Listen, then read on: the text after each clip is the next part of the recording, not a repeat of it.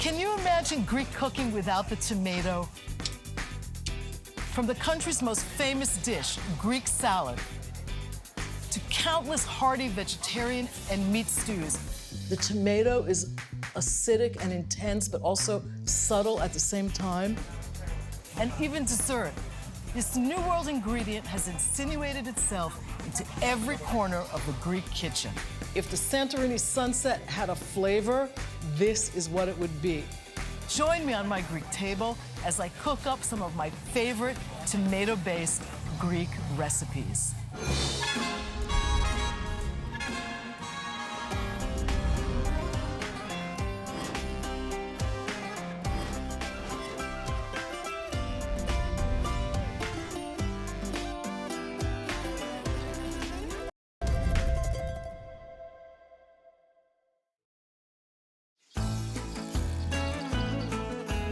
The first tomato seeds arrived in Greece in 1818 when a Capuchin monk planted them either in Athens or Santorini, depending on which story one believes. It took decades for Greek cooks to embrace this New World crop. Now, Greece is one of the largest producers of tomatoes in Europe. The Santorini tomato, small, ridged, tough-skinned, and utterly delicious. There are interesting varieties in the North Aegean as well, like these small oblong tomatoes from Chios, often left out to dry in the summer heat. There is nothing quite like a Greek tomato, fragrant and succulent in the summer, but equally intense when preserved in cans, sun-dried, as thick, delicious pastes, and even in sugar syrup. The tomato, or Domata, as the Greeks say, is an indelible part of this country's cuisine.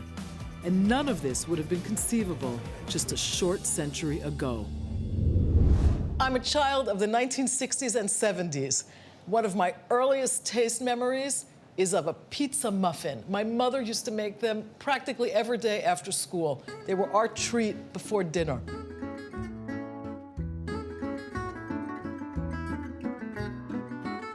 I'm kind of doing the same thing here, a Greek riff on this idea of bread and tomatoes. I'm doing 3 really easy recipes. The first 2 using pita rounds and a flatbread, a ready flatbread, and the third one with a really special tomato paste and just some good toasted bread with olive oil. I'm starting with my first recipe, which is pita round with a little bit of olive oil and really special Santorini tomatoes that are beautiful and plump and pretty close to the first tomatoes that the Spaniards actually brought back from America hundreds and hundreds of years ago. A little bit of extra virgin Greek olive oil just drizzled over the top of this. It's really easy to do this. You want to use your hands and get a little messy and just squish the tomatoes over the top. It just calls for just a few tomatoes. Spread them out. What would a fancy pizza muffin be without a little bit of cheese? I'm using Greek feta for this. It adds a really nice tangy note. Fresh herbs go really well. I'm using thyme over this. Feta can be a little bit, I don't want to use the word aggressive, but it's sharp. You know, it's a cheese that you notice. And the thyme kind of sweetens it up. Just a little bit of black pepper. I'm ready for the next version of this, which also has a story. It's actually based on a really traditional Greek island dish called lavenia from the island of Milos in the Lesser Kyklades. It's basically a flatbread, almost like a focaccia, with a little bit of olive oil, oregano, and just tomatoes and onions right on top. It's sold in bakeries all over the island. I like to cut the onions on the thickish side because I actually like to feel them. I like the crunch and the flavor, that beautiful sort of like charcoaly flavor that you get when you roast onions. You want to just spread them evenly over the surface. It looks great. I like to use fresh tomatoes on my lavenia. Having my tomatoes, now you can use any tomato for this. Teardrops, cherry tomatoes, different colored tomatoes, heirlooms. It all works really nicely. These are also going right over the top. A little bit of Greek oregano. Beautiful. Sea salt.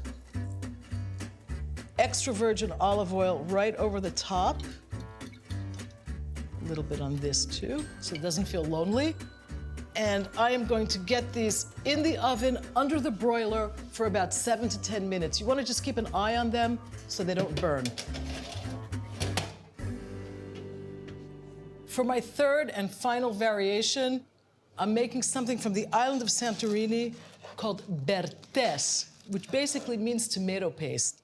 It's a spread mixed together with capers, Santorini tomato paste, a little bit of olive oil, and just spread over some grilled bread. Get a little bit of olive oil. It's really nice to use a good quality sourdough for this, something that adds another flavor dimension. Just get a little olive oil in my grill pan.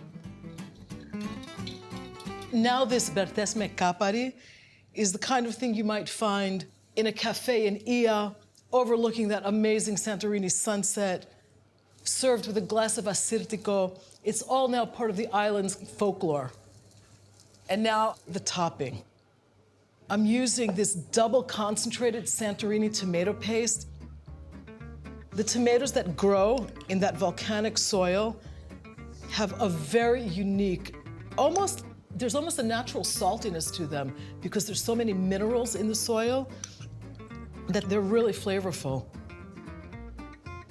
Let me see what's going on with my bread here. Time to turn it over. You can obviously do this on a barbecue or under the broiler. I'm adding a few capers. And I'm just gonna get these chopped up so that they're a little bit easier to mix into the tomato paste. The brininess in the capers and that super sweet intensity in the tomato paste go really well together. Just a rough chop. You wanna feel the capers.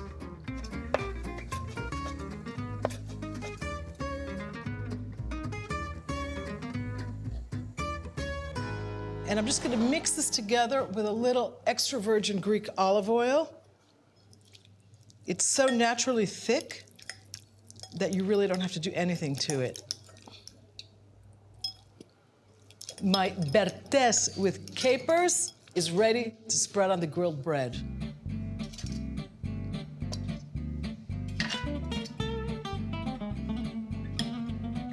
This is really simple.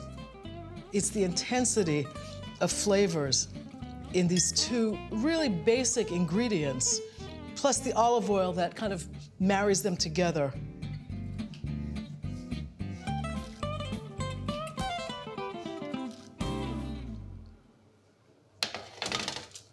These smell great. Bread, cheese, tomatoes, herbs. The simple traditions of the Greek islands are a far cry from the pizza muffins of my youth.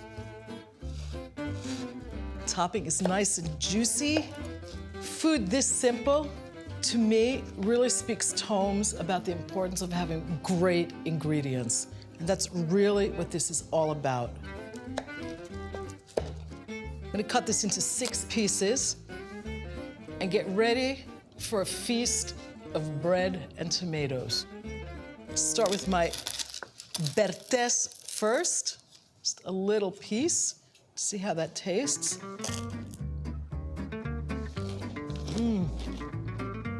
If the Santorini sunset had a flavor, this is what it would be. It is so intense and so elemental. 3 ingredients, that's all you need. Doesn't get any simpler than that. Let me see if this transports me to being 7 years old again.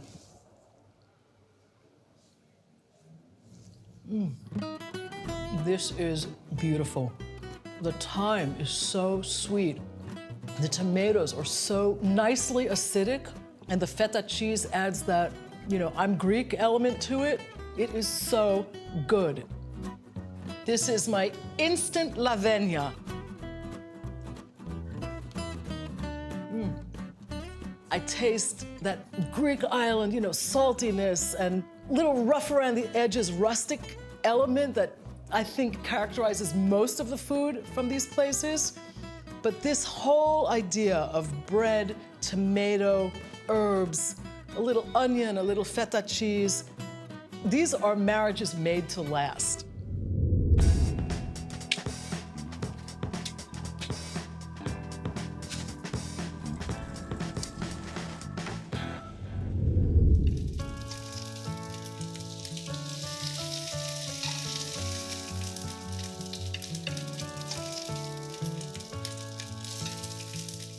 I'm making another Greek classic with a twist, what we call in Greek kokinisto, my son's favorite beef stew with red tomato sauce. That's where the kokinisto comes from.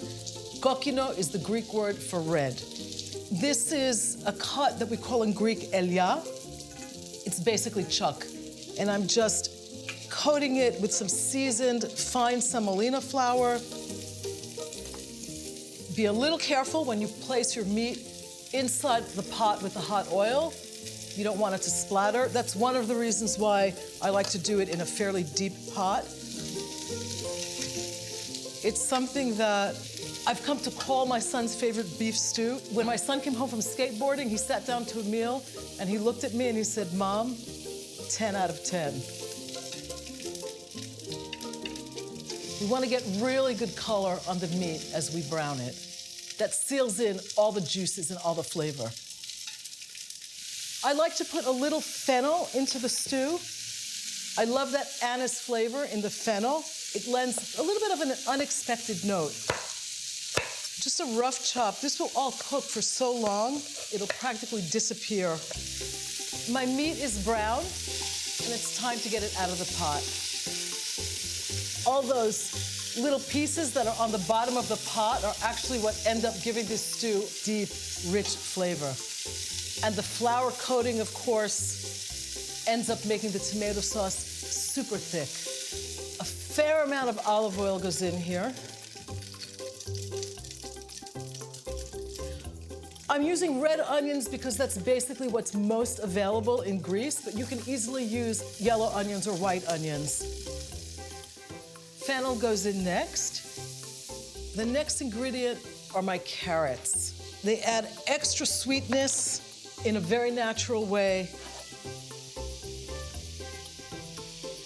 Just stir them around. When the carrots soften up a bit, I'll add my garlic. You never want to add the garlic right at the beginning because it'll burn. It's cut much smaller, and it'll cook a lot faster than these chunky onions and fennel and carrots. One of my secret ingredients in my son's favorite beef stew are prunes for flavor, but also because prunes have a lot of pectin in them, and they help the sauce thicken and becomes really rich.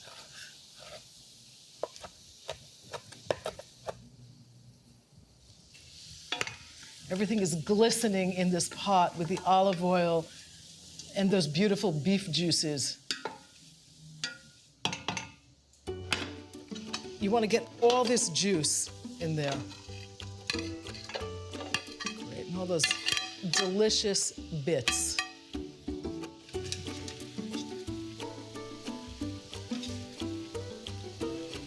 These are my beautiful Santorini tomatoes. Not only are they going to look great in the pot, but they're going to also add that special flavor that comes from the volcanic terroir that these tomatoes are cultivated on. Next in, some spices and herbs. I like to use beautiful dried sage leaves, Greek sage, faskomilo. They just add this wonderful, almost musky, incense-like aroma. Cinnamon, the classic spice in Greek tomato sauces, a few bay leaves, and allspice berries, whole. My orange goes in next, and this is also my little touch. I love the flavor of orange, tomato, and fennel. It also adds a wonderful juiciness, a nice Note of sweet acidity, citrus, and it works really well to balance the richness of this stew.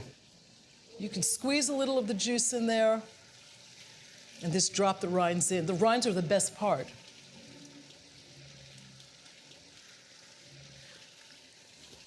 A little salt and pepper.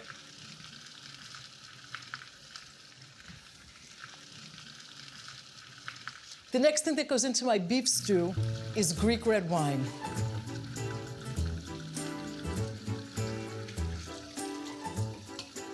That's almost at a simmer. This is nice and hot. A little bit of water, just to bring it up almost to the surface.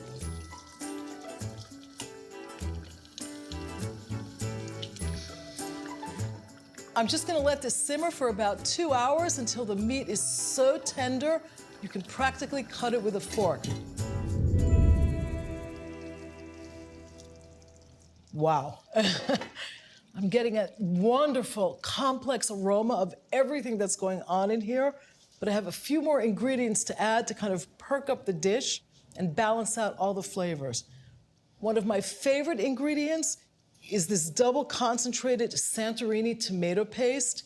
You can use any really good quality tomato paste for this. I like to add it right before the end because I really want that flavor to be intact. Most people add tomato paste in the beginning. It mellows out so much, but this is so intense that I want to feel it. I want to taste it in the final stew. I like to add what we call in Greek petimezi. It's grape molasses. It's one of the world's earliest sweeteners, and it's beautiful and fruity and very, very subtle. I always add a little bit of Greek honey to this stew, Icarian honey to be exact. A little bit of Greek balsamic, and a handful of whole prunes a few minutes before the end. They give great texture, great flavor. They're sweet but also slightly sour, and they're a really nice combination with everything else that's going on in this complex Greek beef stew.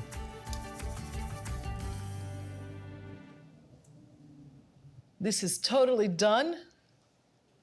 I always serve my beef stew with either rice or pasta. You want something to absorb all that great juice. And try to get a little bit of everything. A little prune, some orange. My carrots have totally melded into the sauce here. They look great. Wow. And it's calling out for a glass of red wine. And I like to drink an Agorgitiko. That's a St. George grape in English. This is from the region of Nemea. It's a wine with really nice soft tannins, notes of plum, cherry, a little bit of carnation on the nose, a little bit spicy. And it goes beautifully with beef stew, isigian.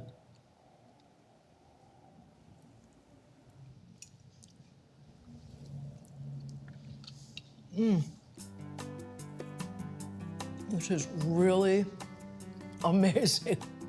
Citrus orange is really strong. The tomato is acidic and intense, but also subtle at the same time. The meat is so tender, I really can't cut through it with a fork. My son knew what he was talking about. This really is a 10 out of 10.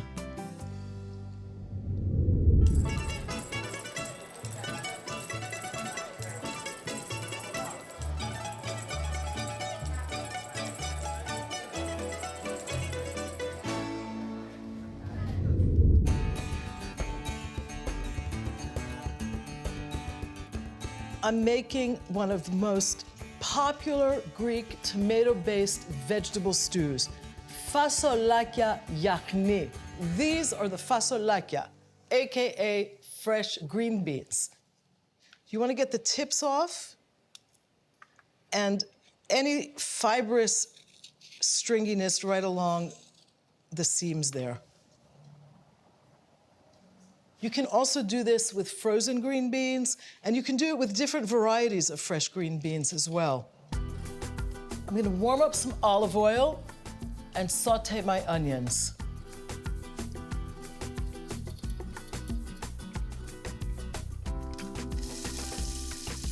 This dish also falls into the category of what we call lavera in the Greek kitchen. Those are the olive oil-based dishes. A lot of olive oil goes into this. A little bit of salt, garlic. Just stir that in. I like to add a little bit of a kick with some hot, dried chili peppers. And I always swirl them around in the onions just to release all that beautiful heat. My green beans go in next.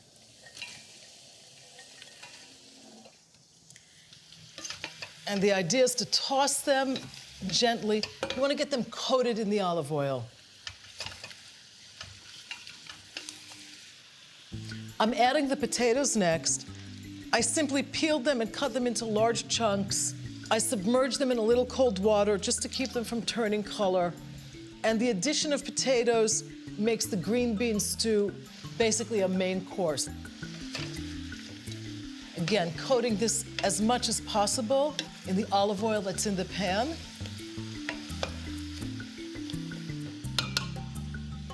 A little more salt, a touch of pepper. And the next thing that goes in here are my Greek tomatoes from the island of Santorini. You can use any really good quality canned tomato for this. This is summertime cooking in one pot. I just want to try to get the tomatoes evenly distributed. I'm going to add enough water to come about halfway up the volume of the beans. I'm going to simmer this now for about 45 minutes. If I want it to be a really traditional Greek cook, I'd let it simmer literally for twice as long until the green beans are really soft. But I'd like that little bite on them. I can hear that my fasolakya yakni are done because I can hear that there's almost no liquid left in the pan. It's those thick, delicious, unctuous juices fervently simmering. And now I can see that they're done. I have two little things to add to this. A bit of Greek balsamic vinegar, just a touch to balance out the sweetness from all these slow cooking vegetables. Just a gentle stir. You want to try to not break up the potatoes. Some fresh chopped parsley. Again, just a gentle stir. Time to serve some up.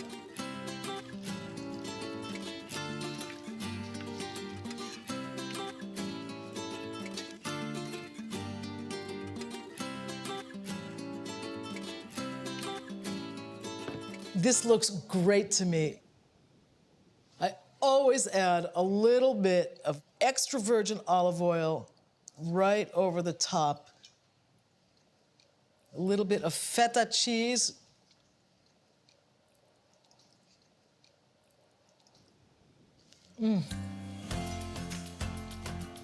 This is easy luxury. The tomatoes are amazing. They're so perky. The green beans have that beautiful summer earthiness that green beans have. It's all really healthy. This is the Greek Mediterranean diet for generations and generations.